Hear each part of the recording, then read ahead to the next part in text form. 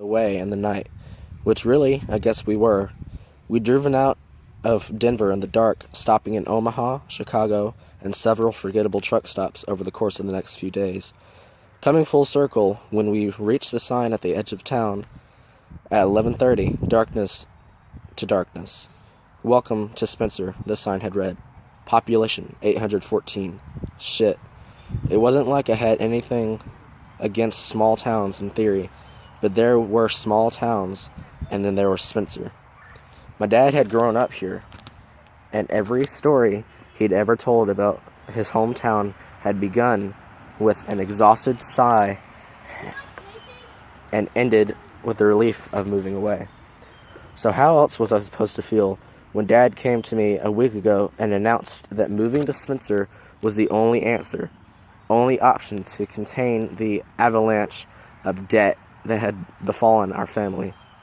I could still see him when I closed my eyes, standing there in the hall just outside my bedroom, his hair disheveled, a shaking hand clutching yet another stack of hospital bills.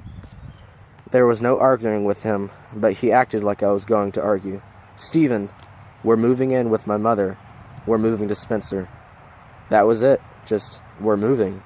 Just that. After he said it, he looked at me, an almost angry glint in his eye. I didn't even say a word. There was no point. It was over. Our life in Denver, our hope that maybe Mom would get better, or Dad would find another job. It was all over. We were moving. Finally, Dad had nodded, turning from my door. I'd listened to the sound of his heavy footstep, retreating to his office down the hall. I'd had the same thought that I had tonight upon seeing the Welcome to Spencer sign. Shit. As we pulled into the driveway, my dad started rambling about how his grandmother was very particular about the way she kept her home, that we couldn't leave a mess anywhere. There was no worry over meeting her just yet. As Dad explained, she'd be out of town until Monday. It was the first piece of good news I'd heard the whole trip. The rest of the night was a blur after that, loading boxes in my grandmother's house, falling into bed in the strange room. The blur was still with me the next morning when I cracked my eyes open.